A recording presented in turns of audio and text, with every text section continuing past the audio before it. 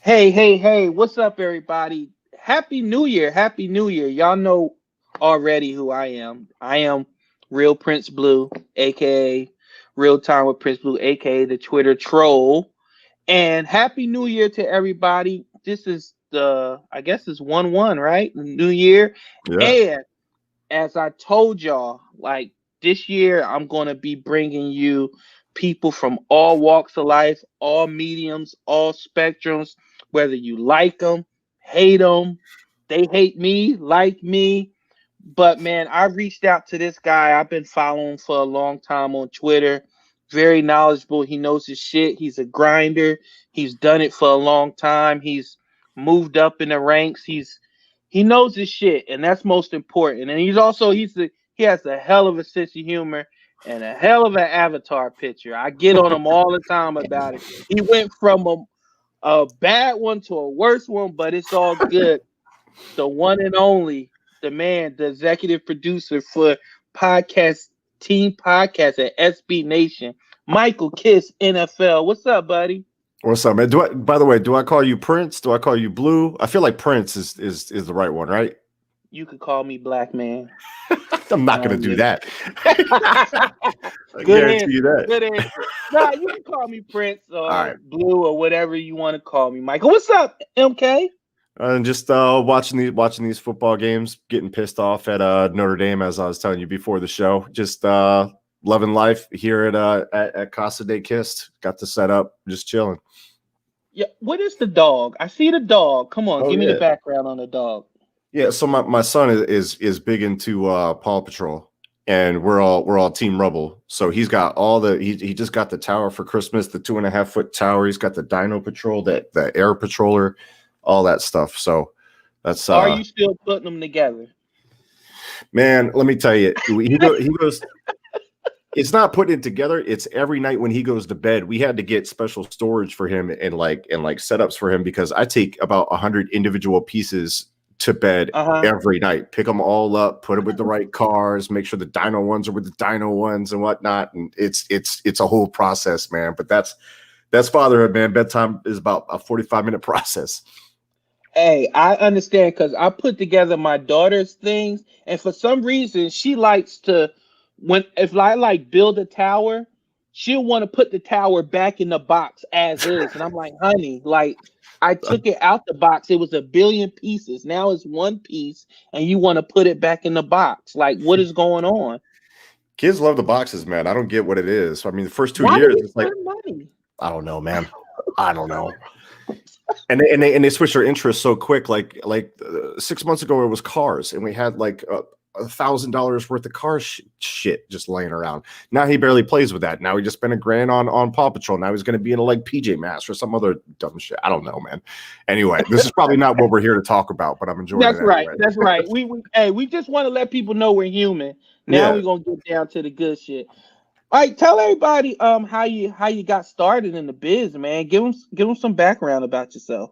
Yeah, so when I was working salaried hours at a warehouse, manager, 60 hours a week, all this stuff, and me and my wife had been together for a while, and she was pregnant, and I'd always been like watching football like real hardcore. I've been watching Game Pass since like 2012, like had all the subscriptions, read all the books and all that stuff, was big into the draft. So that goes like way back doing it hardcore like that. It was a bit of like a hobby of mine that I really took an interest in. Um, so when she got pregnant, I was like, man, I kind of always wanted to go to the scouting academy, and I kind of wanted to like take a swing at like doing football stuff as a job. And I knew that was going to be like my last opportunity before she had the baby. And, my life just became work and the baby and no sleep and all that stuff. So I asked her about it. She's like, look, I'll support you if you want to do it, but you got to do it now. So, okay. Went to the scouting academy, whatnot, went through there. And that's run by Dan Hatman, by the way, who's a former scout for the Eagles, Giants, all that. He worked with Louis Riddick there in Philadelphia. He was one of the guys as part of the course or whatnot. So I did that, and I think personally I did really well. First of all, it kicks you in the nuts because you give your first report and they grade you like on a scale from like, how many traits did you properly explain? So you get a score from like 1 to 10 or 0 to 10. Sometimes 0 is real bad. And like in my first report, I was doing like running backs, and I think it was like Spencer Ware, and like he gave me like a 2 out of 10, and I was like, what the fuck? And like it really shot my confidence. But then they build you back up and they teach you, like what you did wrong and all that stuff. So I worked through it, ended up doing, I guess, really good in wide receivers and whatnot. And Hatman had reached out to Mark Schofield saying, hey, this guy's kind of crushing it. The guy that you talk with sometimes on Twitter is like, he kind of knows what he's talking about with these certain positions and whatnot. So ended up hooking up with Mark.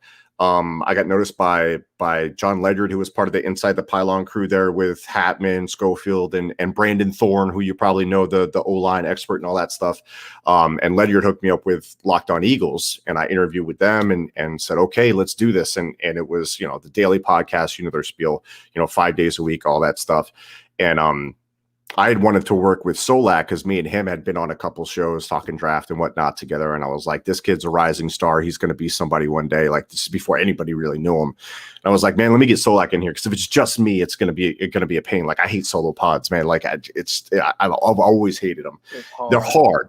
And I know, that. Yes. So I got Solak in there with me. And I remember the first check that I got, it was $18.25. It was for a month worth of work. And let me tell you,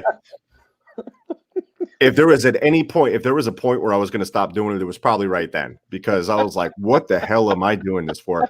I'm working a salary job, 60 hours a week. I've got the baby now. Now the baby is here and he's newborn and he won't sleep for more than an hour and a half at a time. And I'm doing this daily pod stuff, recording it, producing it, all that stuff. And I'm a bit of a perfectionist when it comes to like editing and stuff like that. I want to make sure everything's super tight and sounds great and whatnot. So it's consuming so much of my time, but like, I don't know, man, it's something about working with Solak and actually being able to do something that you love was really attractive to me. And I'm like, fuck it, we'll just build this thing. I'll give it this season. We're going to build this thing and whatnot. And we ended up going from like, 150 downloads a day to like 1,500 by the end of the season, getting noticed by, John Barchard and whatnot, interacting with him. He was the one that brought me on to BGN. And then I started writing, which is under Gouton and all that stuff. So, and right after that, that's when the breakup happened with BGN.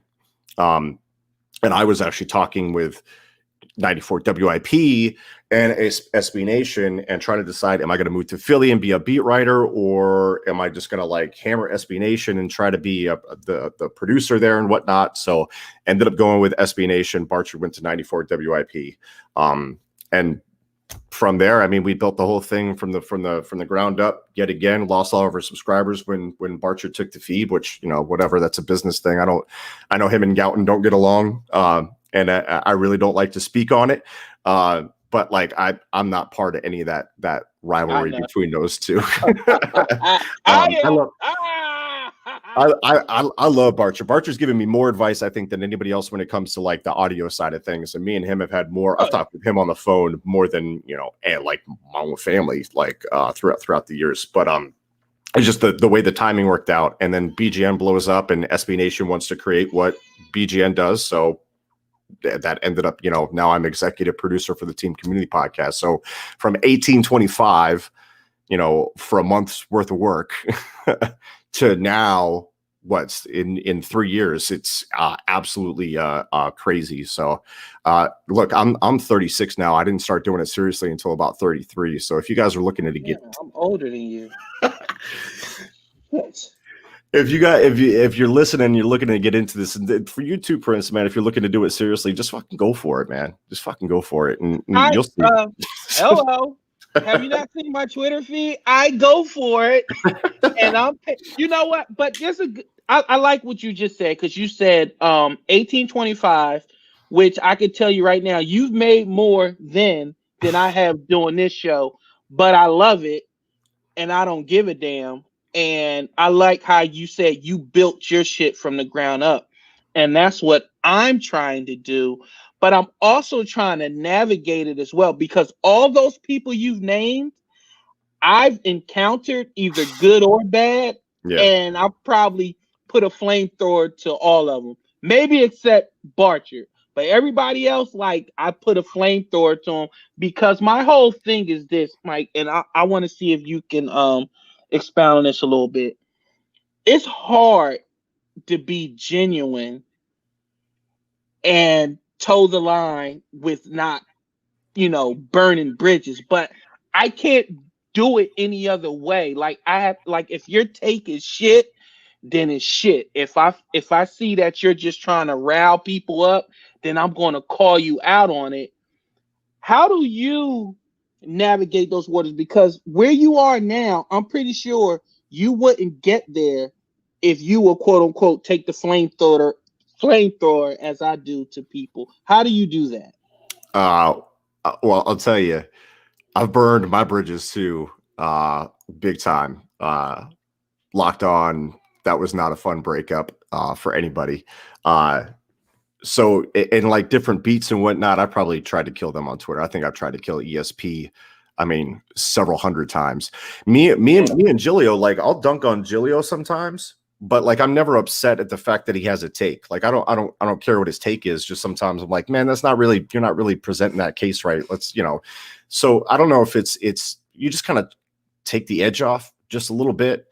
You know what I mean? And that's I tough. got you. I That's got you. tough because I got you. what you're thinking in your head is not necessarily what you always want to tweet, and that's probably fucked up coming from me. People that know me. So yeah, I mean, look, I probably did a lot of the same shit that you've done. So I don't want to come from like some holier than thou, ivory throne type. No, but you're definitely where I'm trying to be. So it's I take advice from everything, and like you said take some of the edge off. That's something I have to work on. But man, it's just my filter's broken. It's so broken. It's so broken. Prince, you just got to see it, man. Like, even if you don't agree with the take, like, you can deconstruct it in a way, and you can approach it a certain way to show that it's stupid. You don't have to say it's stupid. You could show it's stupid. You're smart enough to do that. Yeah. And that's kind of what I had to do, like, over the years, making that message a little bit softer. But then there are people I just don't give a fuck, and I just go after them anyway. It's probably not a good idea. Yeah. And I probably burn bridges with people like, I don't know, Matt Miller at I don't know if I could go to Bleacher Report and ask for a favor. You know what I mean? I don't Freeman blocked me. Freeman and Miller both blocked me.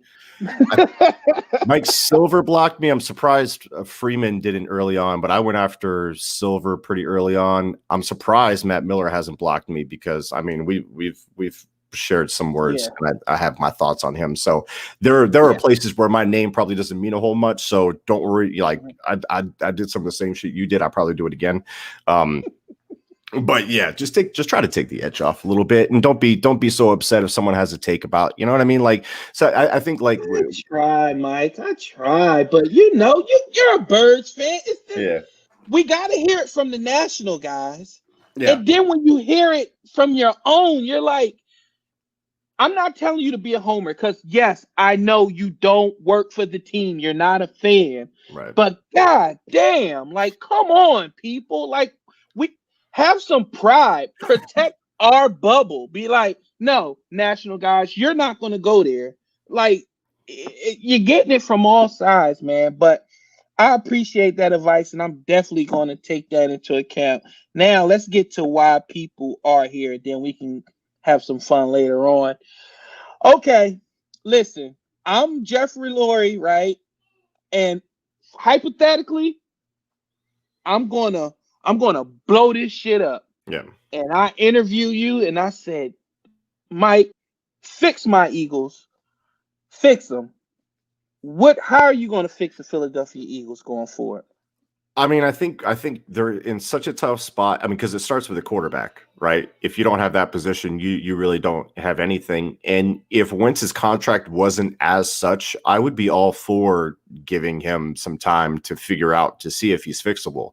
I don't know if the Eagles have that luxury, because if you trade him or whatever before the third day of the new league year, you stop that roster bonus from accelerating, and you free yourself up for 2022. Where if you don't trade him, you don't. So you kind of have to bite the bullet. I think my pitch would be, And it's cool if you don't agree with this and you want to try to save Wentz and all that stuff. I get that, but I think where I would go with it is trade Wentz, get what you can for him. The idea is to start Jalen Hurts in 2021. You're obviously going to be screwed against the cap anyway, because you're taking all that dead money from Wentz, and you're also getting the roster too. Like Zach Ertz needs to go. A lot of those big contracts need to go. I don't. It's not necessarily like guys like Malik Jackson, who is only like a $1 million savings, and you're going to pay that for a guy to take his roster spot anyway. But like, you need to take a look at these big ass contracts on offense and get rid of all of them. Because you got to cut some of that dead wood. You got to get younger. So 2021, you're just going to suck. I mean, that's just going to be what it is. But if you don't buy that bullet, you're going to be in the same position in 2022 with no flexibility.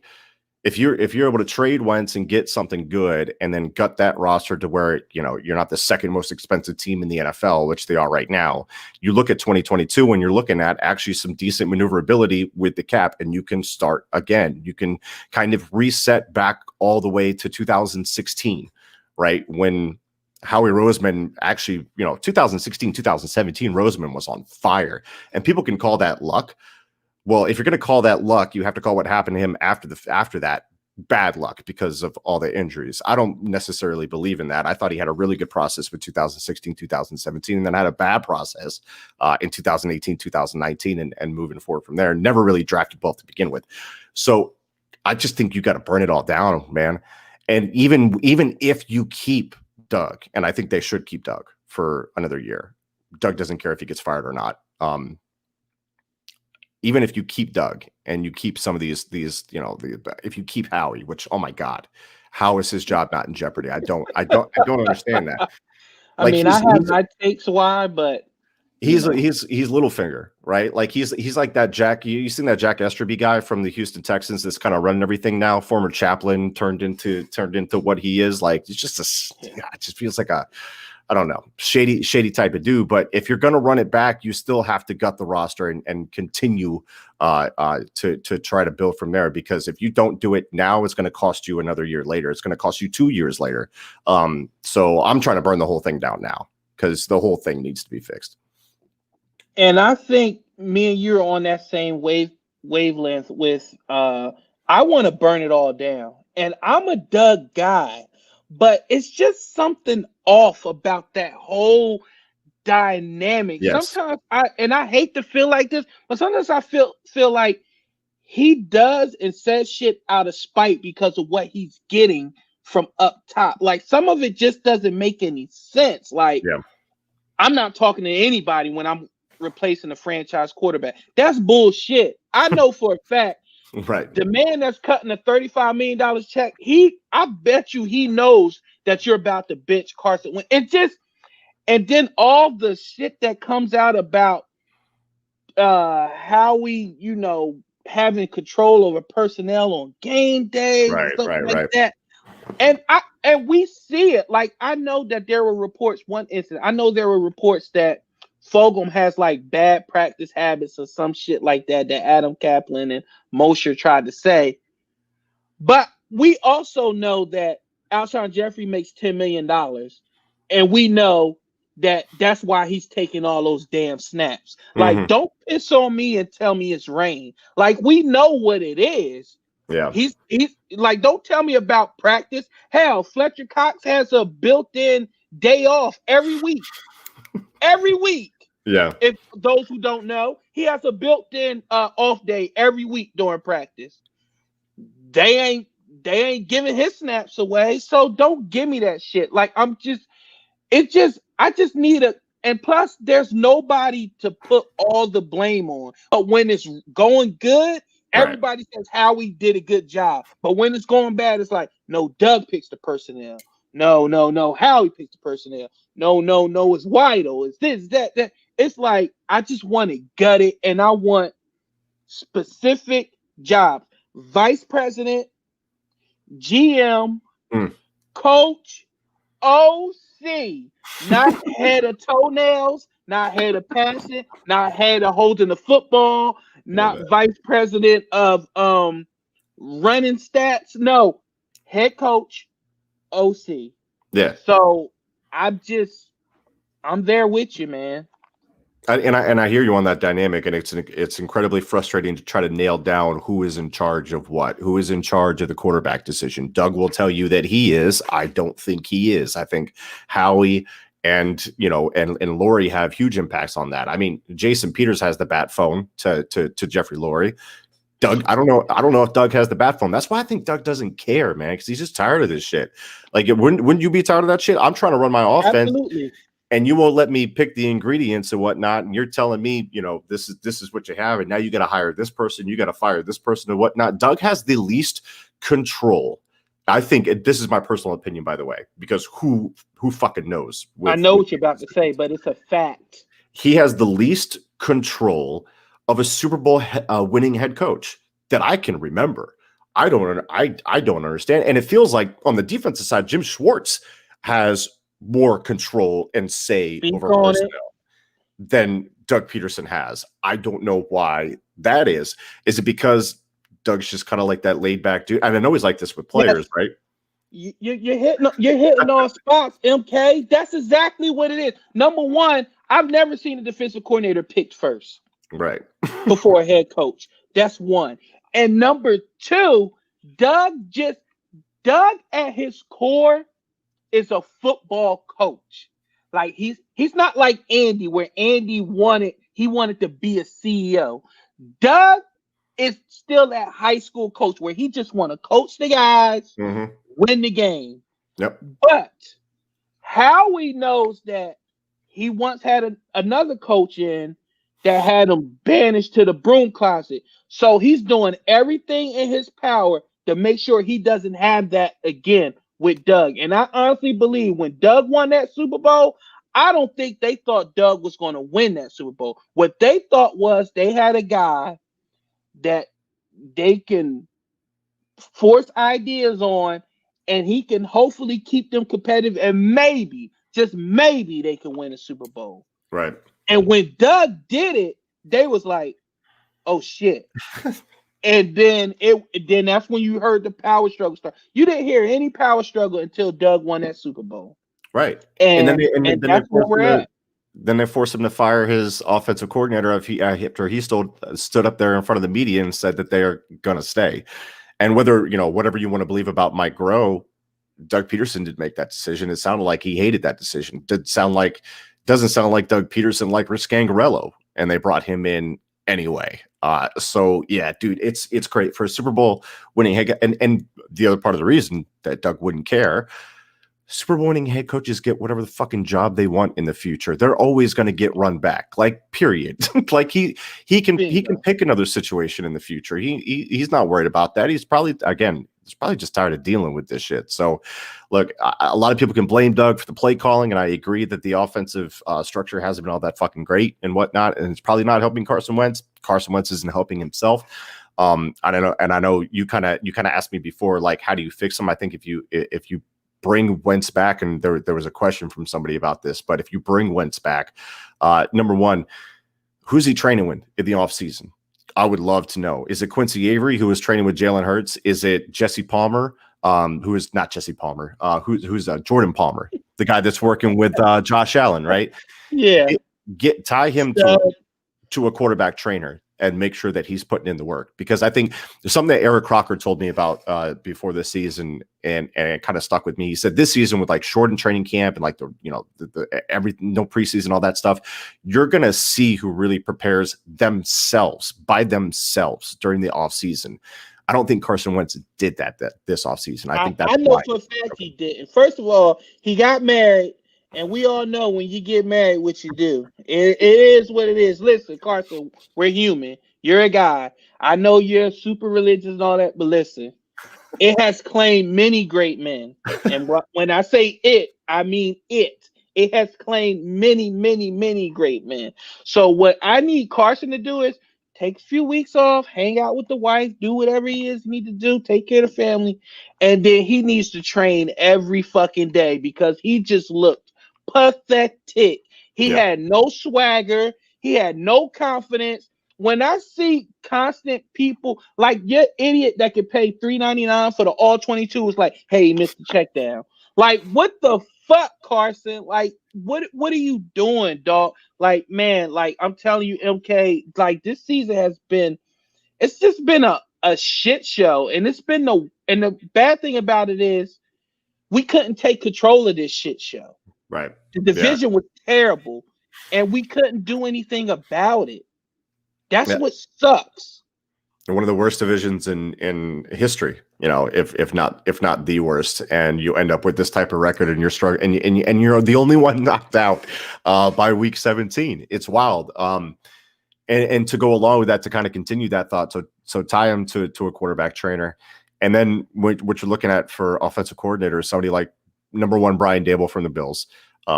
They've done a fantastic job developing Josh Allen. I love to hate Josh Allen for a while now, but he's been unbelievably fun this year. It's either that or Arthur Smith, the Tennessee Titans offensive coordinator that worked with the career rehabilitation of Ryan Tannehill and turned him into a real boy again. You're looking along those lines. You're not going to, bring in a defensive fucking coordinator. That'd be crazy. So you're really looking to kind of recreate what you had in 2016, 2017 with quarterback minded people that have fixed quarterbacks, people that have a track record of doing it. And those guys kind of have that going for them. But that would be my idea of kind of how to fix things. If you get rid of Doug, if you move on from Doug, I think it would be a mistake. But also at the same time, I don't think they doesn't want to give up the play calling. That's the thing about I don't know what Lori's thinking. I don't know if Lori's like, dude, like honestly, give up the play.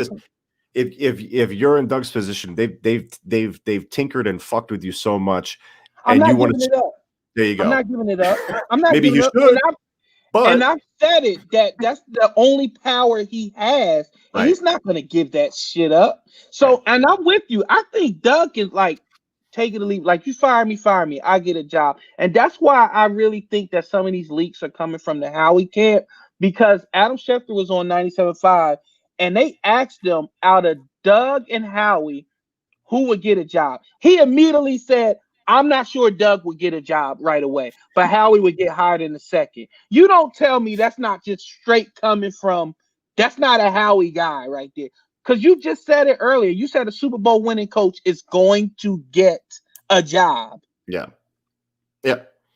I mean, look how long Jeff Fisher has been around. Like, even guys that don't win Super Bowls. I mean, they just John Gruden left and came back to the same franchise. Yep.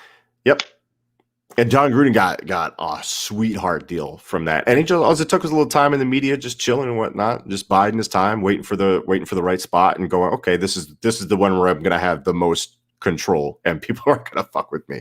So yeah, I mean, it's wild, and again, criticisms to Doug aside, like I said, the offense isn't exactly killing anybody, but. And I agree with the person here that just chimed in, Terry, saying that Howie would get a job easy. Howie would get a job easy too. Super Bowl winning GMs. Dave Gettleman is fucking, what is he, like 14 and 33 or whatever he is with the Giants right now, and he's still sticking around. Which, by the way, how crazy is it that everybody says it's hard to be in New York? Look at it compared to Philly. Philly had one bad. I mean, it's been a really bad year, but the Giants ain't far off from that, and they've had several of those, and the quarterback was still there forever, and Dave Gettleman still has a fucking job, and Joe Judge should probably be a one and done, but he's not going to be. Like, Jason Garrett might be back though, like next year. New York's not hard to fucking play at. They threw a fucking parade for beating the Cincinnati Bengals. They didn't have Joe Burrow in a quarterback. Oh, they're showing improvement. Oh, fuck. I like that. That's crazy to me. Like, I would love to see Philadelphia media in Los Angeles to talk about Jared Goff and run his ass out of town because he's holding that team back. Like, I would love to see Philly media cover these other places. I heard that McVay talks all the way up until they cut the mic off. Like, he has that offense like until like the mic is cut off, and then Goff, you better fucking run the play. Yeah. Like, it's not Carson where he can change it and make sugar out of shit. It's crazy. So, Mike, going where I know it's kind of early, but we got these two bowl games on, and Eagles fans, they're everybody's Mel Kiper this time of year. We're looking at 5 at worst. No, we're looking at best 10. 3, I think It's 10. 3 to At 10. worst 10. 3 Yeah. to 10. Give me 3 if we're at 3, and give me if we're at 10. Oh And shit. again, I know you haven't done all your super scouting yet. Fan MK. What do Okay. you want? Number one, if we're going by my theory that you should burn it all down and trade Wentz, I'm not necessarily sold that Jalen Hurts is the guy. I don't know how you could be. I don't think he's bad. Just I'll put it to you that way. I don't think he's great either. And as this person is chiming in, if we get a third pick, would you consider taking a quarterback? I am doing my due diligence on every single quarterback that's at the top of the draft there, 100%. Because if you don't know if you have a quarterback, and we don't know that about Jalen Hurts for sure. And like I said, I want to start Jalen Hurts in 2021, but that doesn't mean he's the guy. That's the year where you figure out whether he's the guy or not. I'm taking a serious look at Justin Fields. I'm taking it from Ohio State. I'm taking a serious look at Wilson, the Mormon Manziel from BYU. Sunshine, Trevor Lawrence is going to be there, but yeah, I'm seriously considering those quarterbacks. If I don't take a quarterback, I think you look at that the kid out of who is it, Oregon, Sewell, Penny Sewell, or however you say his name. Look at what's up, Jack. Baseball's a fake sport, Jet. Like, come on. Don't do that to Jack. He loves baseball. The left tackle out of Oregon is someone I might be looking at, but Mailata looks like he might be the answer to that role in the future. Credit to Jeff Stoutland, one of the only people on the staff that can actually fucking develop people. People are going to love Jamar Chase. People are going to want Jamar Chase, the wide receiver out of LSU. I think wide receiver in the top 5, unless they're like a truly freakish Calvin Johnson, Julio Jones type, and I'm not trying to knock Jamar Chase or anything like that. If you're not sold that he's that guy, I think taking a wide receiver at top 5 is a luxury. Like somehow you ended up with that pick in a trade. There are other positions more important to fix. I understand how shitty wide receivers been for the Eagles. Missing on 2 first-round wide receivers 2 years in a row would be pretty catastrophic to the rest of your roster. They need to trade back if they don't take a quarterback and build assets because. And speaking of you said that my boy Jay, he was a component of that. He wanted my boy Jay Big 25. He said trade back, but I'm so nervous. I don't want Howie, like I want him to have the answers to the test. Like I want to put the answers in front of Howie and be like, pick this. I don't want him going value. I don't want him being smart. I just want him to pick the best guy. And that's why I'm like, if Jamar Chase is the best guy at available, do it. Don't be smart. Don't say, hey, I could trade back and get Joe Donut from Twitter University. No, get the guy. Get the guy. Say it with your chest at the press conference. Jamar Chase, we felt like he was the best player in the draft. This is who we want. Or whoever they feel like the best player was. I just don't want them being smartest guy in the room. Yeah. Does that make sense? It does, but also looking at Howie's history, I think you want more swings at the bat. I think you want maybe an extra second rounder to take another swing on. I think you want that extra value. And not only that, with such a team that's so screwed with the cap, you got to find cost-controlled stuff where you can, and it doesn't get more cost-controlled than rookies in the NFL to kind of build out your roster. Do you trust Howie making those picks? I don't know. Do you trust John Dorsey now that he's in there? I feel a little bit better about it. Not necessarily all that great, though. So yeah, I think trading back, unless they feel Jamar Chase is in fact Kelvin Johnson. I'm not in love with a wide receiver in the top 5. If they do trade back, I mean, there's the Alabama wide receivers. Go get one of them. They ain't drafting a fucking linebacker. We know that. They ain't drafting Parsons at a Penn State. We've seen the way they value the position there. And look, here's the thing. I don't even think linebackers matter all that much, right? Like I don't think running backs matter all that much. Those are 2 positions I could really just do without not paying big time money to, but it matters. Develop. It matters if you don't have an elite one, which they definitely don't. It matters if you don't have like a decent one. You can have a decent linebacking core and get away working behind Fletcher Cox and Javon Hargrave and whatnot. They make life easy on those guys, which is how bad our fucking linebackers are, that they can't look good behind that defensive line. So it does matter because they're so catastrophically bad. So they got to kind of readjust their approach. I don't know if it's drafting a linebacker in the top 10. I'm not necessarily in love with that, but if it is, I would like to see Parsons working with the Eagles. I wouldn't mind that at all. Early in this process, like I said, I know you haven't gotten to the think tank with Solak yet, but what kind of draft is this? Where is it heavy at? I have no fucking clue. That is the first, ladies and gentlemen. I mean, no, another tip out there: be honest. Don't talk out your ass if you don't know what you're saying. Look, I've watched. This is the fourth right now game going on that I've watched this year of college football. I've been taking Saturdays off for finishing up, all the stuff I need to do with my job. So the draft takes, if you've been following me for that, ain't happening this year, man, because I'm focused on building something, and that's what they pay me to do. They're not going to be paying me to watch draft prospects, so I'm kind of chilling. I got you. Okay, so I'm coming at you as fan.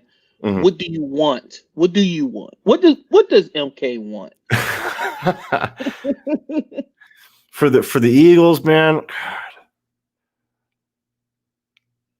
Like, I think it's harder to draft I think it's harder to hit cornerback right than it is wide receiver. So Patrick Surtain, something like that, I think that's really attractive to me. I was adamant coming into the season that Avonte Maddox wasn't cornerback 2. I don't know how they tried to sell us on that. And he was like the worst starter in the league. He's got 29-inch arms. He's 5'8", or 5'10", whatever, with staying on the phone. But he's fiery and he has swag. That's what Schwartz loves. He struggled last year as a nickel corner. Are you going to tell me he's going to go out to the outside? We got Dallas in the same division. That shit was always crazy to me. So I would love to just get a number 2 corner to just, I get somebody opposite Slay. It doesn't matter if you have Slay if everybody else fucking sucks around him, right? Because Slay's been like pretty good for most of the year and then got owned in a couple of games pretty bad, right? DK Metcalf is something special. Not mad about that still at all. By the way, man, Adams. Yeah, right. All those guys that Howie has passed on in the past. But yeah, man, just give me a number 2. Give me a number 2 cornerback that can eventually be a number 1 cornerback. I think that's tougher to get than a wide receiver. I know that's crazy in Philly, but I think that's true overall when you look at the rest of the league. Answer this, MK. Are we number 1? Are you okay? Offense and defense. If you could get rid of one, you could get rid of the Y9 or the West Coast offense. Which one are you getting rid of? Yeah, see, that's a weird one. I think the Y9 kind of gets a bad rap. West Coast, I mean, yeah, they're a West Coast offense, but they also do some run and shoot type stuff. And now, I mean, they're kind of running that Oklahoma offense from college with Jalen Hurts. So actually, I would get rid of the West Coast offense for Jalen Hurts because I don't think it necessarily suits what he does well. So I'm gonna go with the West Coast. Okay, so they say like it's like a gimmicky offense. What you would want to run with Jalen Hurts, but man, I'm just like, run what they're good at. Like they run it with Kyler Murray. Like they run and shoot with Murray. Like run it. You think Kingsbury care that you're calling it like this Tecmo Bowl offense? No, he only cares that Larry Fitzgerald is still doing Larry Fitzgerald things. Yeah. D-Hop is doing D-Hop. Like, what do we care? Unless you're just operating at like a crazy peak efficiency, like old school Peyton Manning, like I don't care what your fucking offense is built like. If that traditional stand in the pocket, stand tall, deliver type deal. If your quarterback can't create in the NFL, they're not special. If your quarterback isn't special, you probably shouldn't pay him. That's the way it is. You watch Josh Allen, Deshaun Watson, Patrick Mahomes, like those types, they can create. Jared Goff has a high ceiling and a low floor because he can't fucking create.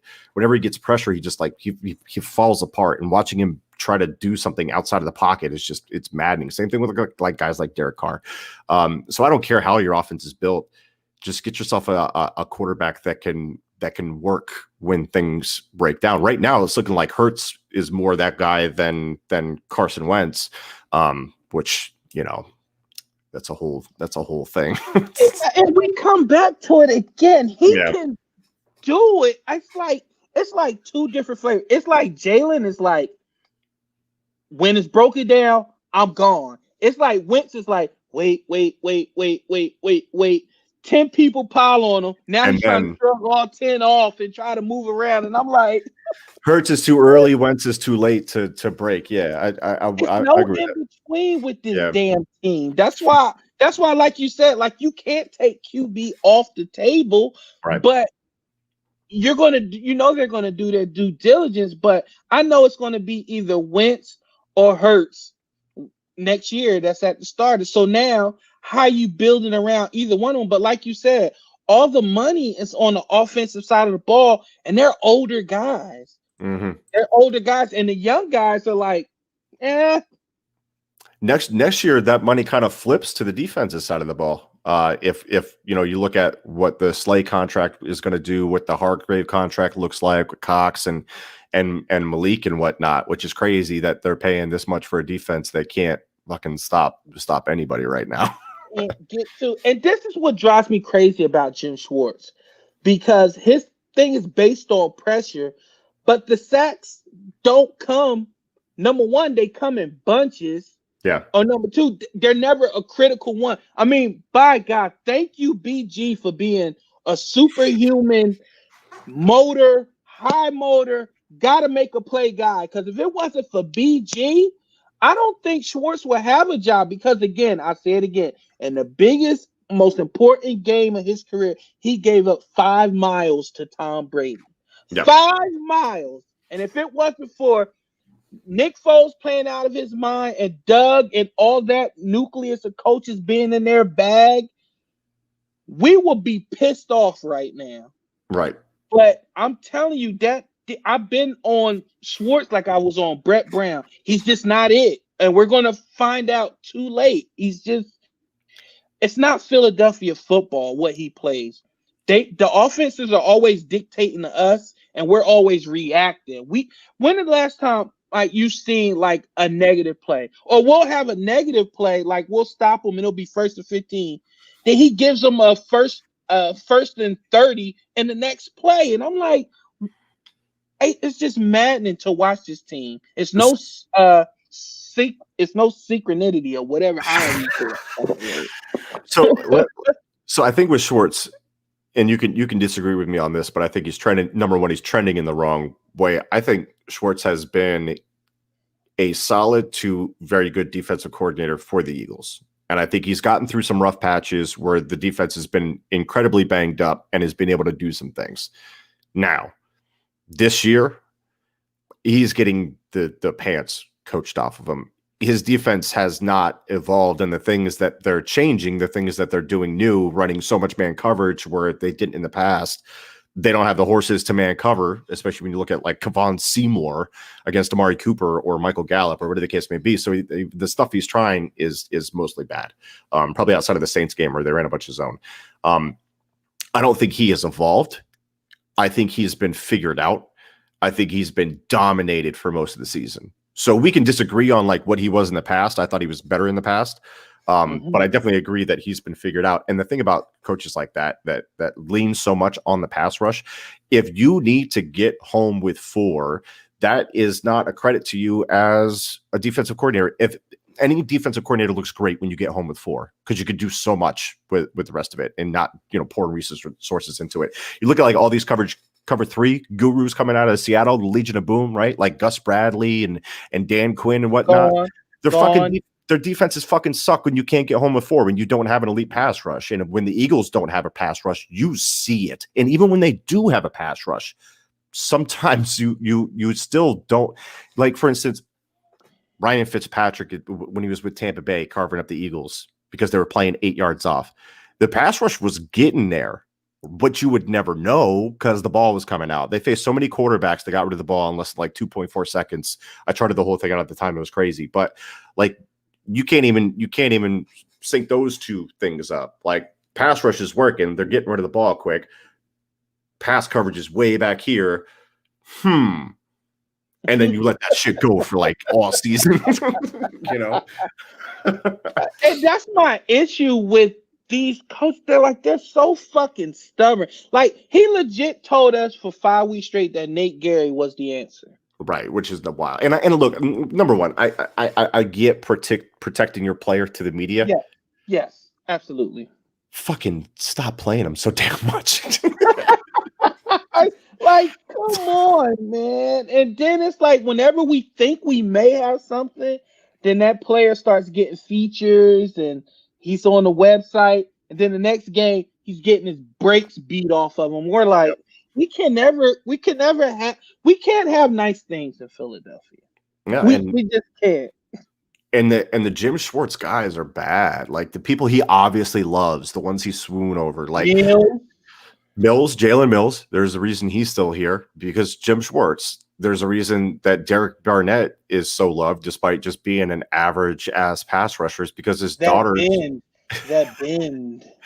But I mean, his daughters wear Derek Barnett jerseys like to the game. Like it's obvious how much he loves him. Like, and again, that comes down to the influence. You think Doug has that much influence on offense as Jim Schwartz does on defense? Right. Yeah, exactly. So, and you know what's funny? The guys that speak, the offense speaks very highly of Doug. Right. I never hear the defense speaking like love of Jim Schwartz. Like they're like, yeah, you know, it's typical players speak when they speak about Jim Schwartz. It's just baffling to me, okay? But I don't want to depress everybody about the Eagles. I want to get back to what you're doing now and what you're building now. Talk about your brand and where you're taking it in 2021. Yeah, so I mean, really, my brand is going to be less of a outward brand on Twitter and stuff like that, which I'm very excited for because you know at any moment you could have Prince over here stealing your profile pic and imitating you and dragging you through the mud. So I'm kind of no, not me. No. I'm kind of glad to be stepping back from that, but right with SB Nation now as executive producer, I manage all their sports feeds, over 185 damn podcast feeds. It's a lot, and building out the SB Nation NFL show, which you should be subscribed to. And what they're trying to do is they saw the success with BGN. They want to create that for all 32 teams in the NFL. They want to create that for every sports team, you know, ideally that's under our umbrella. They want to do the SB Nation NFL show, but do it for college football, but do it for the NBA, but do it for baseball and whatnot. There's a lot of different ideas and things that we have cooking up that just go outside of that, you know, that basic template. So looking out for stuff like that. I love it. I love it. I love creative things, and that's why, because I remember, okay, I used to really bitch about radio and media and stuff like that. I still do. And I remember one time a guy was like, yo, if you don't like it, don't listen or change it. Give an alternative. Right. And that's what I did. And you know, that's what I strive to do because am I going to put you on a chalkboard and do kisses and hugs and tell you a scoot left, right, hatchback, Omaha? Right. No, but I can flat out tell you that Maddox stinks because he's short and people moss him all the time and he never turns and look for the ball. Now, did I give you technical jargon? No. Did I sweet talk it? No, but some fans don't want to be pissed on and told it's raining. Some fans want to be like, yeah, he is shitty. He sucks. And, you know, I don't have big numbers behind me or big letters behind me. So I can say stuff like that and I can be as genuine as I can because I'm not looking for that. But I do understand that, you know, if people are looking at you and they're like, hey, you know, I think this guy is whatever, I want to bring him on. And then in the next sentence, I'm like, yeah, so can suck my hairy ass. And they're like, yeah, that's why we can't bring him on. There it is. I see it, Jim. Yeah, we can't get that guy. So I I understand, but I love it that you're being creative and you're going outside the, you said it, the template. Like this Yeah. is how you normally do it. Set it up like this, and you're doing different things. That's pretty awesome. Yeah, man. I mean, just bring your own flavor to it. It's like at BGN, we try to cover it from like every different angle and have every different type of you know fan or analyst that you would want to talk with. You might not love BLG and Jimmy. I get it. A lot of people don't love, like the beat writer type aspect to it, whatnot. A lot of people don't love, the nerdy film stuff. Some of it's, either over their head or they just don't give a shit. I get that too. So you might not listen to Kist and Solak, right? Totally fine. You don't want to listen to that nerd Solak. I understand. 100%. It's definitely not me. I mean, Nipples. Shout yeah. out to Nipples. I get that. We have the fan perspective and whatnot. You just got to find a unique angle, Prince, to attack these things. Because, like that dude said, change it, do it on your own. You'll find your niche. Yeah. Don't try to conform to like what you think radio should sound like, because that's And bullshit. I can't do it. I can't do it because people already know. Like I just can't do it. Cause like, okay, we're gonna get into some fun shit now. Cause just like when I hear some of the shit or I see some of the shit on, like, it's the difference between a take and an opinion. An opinion is Carson Wentz has been really bad this year because he fumbles the football. He's been indecisive. He's been turning over the football a lot. Boom. A take is Carson Wentz is going to cost Doug his job because he sucks. Where's the content? Like, I already know you really don't care for Wentz, so you're always finding a way to slander the guy. So how can I find any credibility in what you say? Oh yeah, and then when you're not done doing that, you'll hop over to basketball and be like, the Sixers should do whatever it takes to trade Ben Simmons. Like, shut the fuck up. You're already bad in football. Now you're gonna be bad in basketball. Like, I can't get a break from this troll motherfucker. Like, I couldn't even. And I think y'all already know who I'm talking about. I couldn't even be happy for the motherfucker that he had a monumentous event happen. I'm like, but he pisses me off. I can't even say congrats. But that's the shit that I want to get away from, and the shit that consumes Philadelphia sports, that we react to that type of bullshit when it's people like yourself or Solak or like I said, Zach Berman, the Les Bowens of the world, people Yeah. like that do good work, but we got this little fruitcake troll over here saying shit and he's getting all the publicity, and then we're like, I don't want it.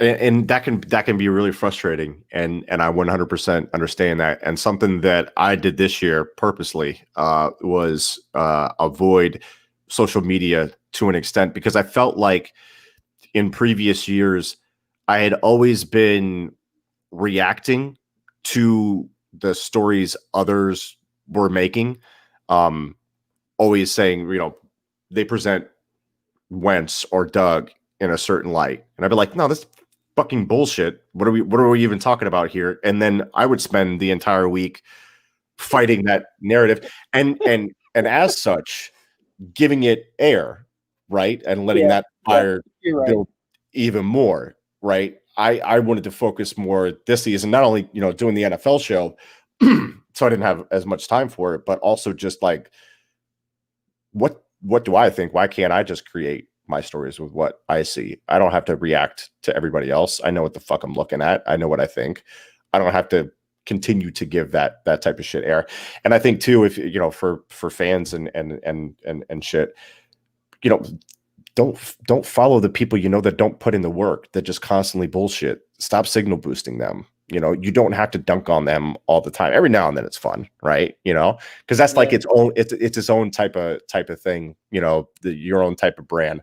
I've dunked on ESP like 1,000 fucking times, and that was fun for a little bit. But then I just stopped, and I stopped reading the shit, and I stopped getting worked up over it to the point where I had to feel like I had to counter his narrative or whatever the case may be. And I got nothing against ESP. I met him down here in Tampa Bay, me and Barchin and whatnot, like partied and everything like that. He's a cool dude.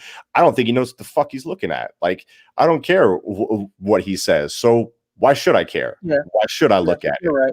Why should I respond to it? and my issue, MK, is right. He doesn't know what the fuck he's looking at. But these, and I know it sounds like my mom and dad always told me, don't worry about what the next man is doing. But when I'm consuming Philadelphia sports, and let's say I look at I listen to my favorite afternoon show, when I listen to John and Ike Reese, and ESP is on some fucking expert. That's what triggers me, because I'm like, I'm away from him. Like, I don't follow him. I got him muted. I don't listen to him. But now in my safe space, my 2 for 6, they're like, hey, we're about to talk to ESP. And I'm like, no, why? No, this is my safe place. I don't want to listen to this shit. But I got absolutely what you're saying, MK, and I appreciate the different outlet you're doing. Like I said, I'm definitely gonna subscribe to the show and things, because I just want good content, man. Because I'm here in Charlotte, and Panthers fans leave when their team is down by 3 at halftime. Like, they like go home. They're like in their hoodies and Sperry's, and they go home. Same way. Their casuals is shit. I can't stand it. Yeah. It's like, I'm like, I kid you not, when I did the Super Bowl, when they was playing the Denver Broncos, I as you know, I'm a retired police officer. I was doing security at the bar, and I kid you not, I think it was the second quarter, Cam turned the ball over, and half the bar got up. They was like, I'm going home and going to work. I'm going to get some sleep for work. And I'm like, no, it's the fucking Super Bowl. Like, okay, take your White Claw and go home, bitch. Like, what do you do? I was mad, and I'm not even a Panthers fan. But that's the type of shit. That's why, and people be like, why do you listen to that stuff? I'm in Charlotte. I want to consume Philadelphia sports and media, the culture. I want to hear it. So, yeah, sometimes I have to listen to certain things but that's why I listen to podcasts. I try to find stuff like your stuff, that where I know I'm going to get something genuine every single time, and I'm not going to get people just throwing shit out there just to throw something out. Because contrary to popular belief, Philly fans sometimes it's hard. Like, we're like a therapist's dream if they look at the timeline, but we're smart and we know our shit. Yeah. So when you're telling us bullshit, like, we're going to react, man, because we live and breathe this shit. I think podcast, and just my last note on that, I respect the fuck out of what people do in radio and whatnot, but podcast can attack it a different way. With radio, you're trying to keep listeners, you're trying to hang on to listeners. You got commercial breaks and whatnot. You've got maybe 8 to 10 minutes that you can really spend on a topic in a 15-minute area. How deep can you get with that? Right? Yeah. You can typically only hit the surface level shit, right? So yeah, a lot of the shit's probably going to be like inflammatory and whatnot, right? Because if it bleeds, it leads, and like all that stuff. So podcasts are just like, they don't have all those restrictions. You can listen to whatever the fuck you want. I'm not worried if like you're going to get out of your car and you're not going to hear the next 15 minutes. You come back and we have to reset the table again. You know what I mean? You can listen to it at your leisure. I think pods really have an advantage of that, like over radio. I get why radio is the way it is. I don't like it, so I don't really listen to it. And I got you, JB. 14-14. I'm gonna get off. Trust me, I'm a fan too. I know everybody want to watch the game. So real quick, a quick lightning session. I'm just gonna name some people and give me one word that comes to mind when I mention them. Carson Wentz. Oof. That's it. I'll give you a word. I'll give you broken. There. Okay. Fletcher Cox. Beast. Alex Singleton. Overhyped. Fans been wanting a linebacker that can play for so long. They'll see anything and go, yeah, that's the guy. Remember when Josh Adams was a franchise running back? Like, that's what I mean, right? Upright Adams. Oh, Brandon Brooks. Oh man, I wish that guy could stay healthy because he is just he's a unicorn. Nobody moves like that at that size. He's crazy. He's like Aaron Donald on offense as far as the way like he's built and whatnot. It's crazy. That's more than one word, but like I fucking love that guy and the way he talks about mental health issues and everything like that. Like that's my dude. Speaking to a guy, as you know, I don't know if you know, but I'm bipolar. I was diagnosed with bipolar, so I definitely Yeah, I love the fact that he speaks out about that, and you know his team has his back. I love that shit for because sure. sometimes we do forget that football players are human, and yes, they make a lot of money, but mental health is debilitating. If he's throwing up because he's that Yeah, anxious and he knows it's going to cost him a game check, then trust me, it's something wrong. yeah, All yep. right. A lot of people play for the wrong reasons. This guy is not playing for the right reasons. So let that sink in. MK, this is this has been awesome, man. I got fucking goosebumps. First of all, I didn't expect your voice to be that deep. I was like, this guy looks like a serial killer. He's gonna come in like, hey, thanks for having me, Blue. But you came in with that deep, boisterous voice, and I'm like, oh shit. Oh, This white voice has vanilla. been this is why this voice has been carrying me for 3 years. I haven't said shit in 3 years. It's just the voice, man. So now I got it. Now I got it. Please, MK, tell everybody where they can find you and give them a little bit of what you're working on again so they can look out for that. Yeah, at Michael Kist NFL on Twitter. That's Kist. Subscribe to Bleeding Green Nation. Put that into any podcast app; it'll pop up. Same thing with the SB Nation NFL show, which is where I'm doing a lot of work with right now. We're transitioning to the playoffs, so if you want to hear some non-Eagles shit, which I would want to, go to the SB Nation NFL show. Me and BLG are all over that. We have other great contributors as well. So that's basically what we're doing, man. Just crushing it. Thank God it's 2021, man. Yes, and thank you for coming on, MK. Like I said, it's hard to get people on, you know, to want to show love and spread the wealth. But I appreciate that, man. Good luck to you and your lovely family. Hope you don't step on any Paw Patrol toys. Them shits hurt. Yeah. I know. Um, get back to your scouting, the Clemson and Ohio State. Apparently, thanks to Jay, we're missing a pretty good game. Shit. Uh, Oh so, no. oh no, right? So, thanks a lot, Mike. I appreciate you, man, and please stay in touch. I would love to Yeah. do this again. Thank you. Of course, man. Keep doing what you're doing. Thanks for having me on. Rock on, my man. That's Michael Kist, everybody. The man, the myth, the legend, and I am gone. This has been real time with Prince Blue. Y'all go enjoy that game. Get yourselves in. I got more shows coming up. Like I said, I'm going to be doing more stuff. It's not just going to be Sunday and Wednesdays. I'd like to thank my guest Michael Kiss for coming on and giving me his time. Man, he's a busy man. As you can see, he's building stuff for the ground up. And I want to thank everybody. I sent out that tweet today. About what to expect 2021 going forward with Real Time with Prince Blue. And yes, it is true that I did lose out on a lot of opportunities and deals because I was considered hot and toxic and nobody wanted to touch me because of some of the people I went at within the industry. And that's fine. I knew that this road I was going to travel was going to be hard, but listen, it's the genuine road, and that's the road I'm going to always pick. But I will take my brother Big T Willis in here. He always called me Black Trump because I set so many fires. And like Michael Kidd said, maybe if I could just take the edge off a little bit. But eh, you know, I'll try. I mean, no, I ain't gonna lie. I'm not gonna try. I'm just gonna be me. I'm gonna keep it 100 as always, like Tim says. And I know somebody's gonna like it. And if nobody like it, who cares? I know for a fact that I had people in here that wanted to hear my honest take, my honest opinion on things and the way at which I deliver it. And that's fine. And I'm still able to get people on and do that. So like I said, going forward, please subscribe to the podcast and please support me at Real Prince Blue, all social media accounts. Read the app.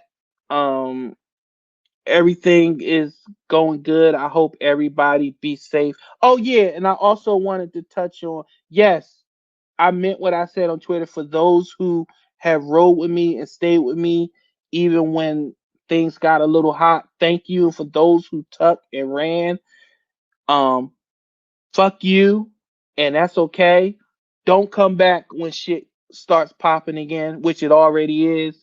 Um, Thank you, everybody.